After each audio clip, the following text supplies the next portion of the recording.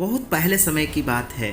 एक गरीब ब्राह्मण परिवार था। ब्राह्मण बहुत ही धर्मात्मा और निष्ठावान था, लेकिन उसकी आर्थिक स्थिति बहुत ही दयनीय थी। वह बहुत ही गरीब आदमी था। एक दिन ब्राह्मण की पत्नी ने कहा, हमारे पास खाने के लिए कुछ भी नहीं है जी, हमें कुछ उपाय करना होगा।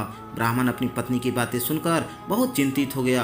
वह अपनी पत्नी को दिलासे देते हुए बोला, मैं माँ लक्ष्मी का उपासना करूंगा, वह अवश्य हमारी समस्या का समाधान करेगी। ब्राह्मण ने माँ लक्ष्मी को स्मरण करते हुए कठिन तपस्या से प्रारंभ की। उसने कई दिनों तक बिना अन्न और जल ग्रहण किए सिर्फ माँ लक्ष्मी के नाम का जाप किया और उनके प्रति अपनी निष्ठा को साबित किया। कई दिनों की तपस्या के बाद माँ लक्ष्मी ब्राह्मण के सामने प्रकट हुई। उनका रूप अत्यंत दैवीय और मोहक था। उन्होंने ब्राह्मण से कहा, मैं तुम्हारी तपस्या से प्रसन्न हूँ, मांगो जो तुम चाहो। ब्राह्मण ने विनम्रता पूर्वक कहा, माँ मुझे धन की आवश्यकता नहीं है, मुझे सिर्फ इतना आशीर्वाद दीजिए कि मेरे परिवार को कभी भूख का सामना ना करना पड़े और हम सुखी रहें। माँ लक्ष्मी ने मुस्कुराते हुए कहा, तुम्हारा यह सरल और सच्चा अनुरोध मुझे बहुत प्रिय है। मैं तुम्हें एक विशेष आशीर्वाद देती हूँ। तुम्हारे घर में अब से कभी भी धन और अन्न की कमी नहीं होगी, लेकिन याद रखना तुम अपने दिल से सदैव परोपकार और सच्चाई की रास्ता पर चलना।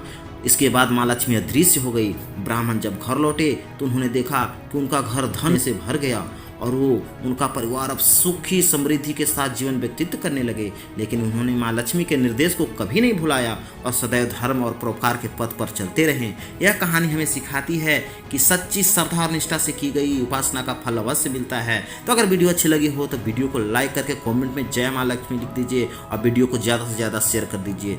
धन्यवाद।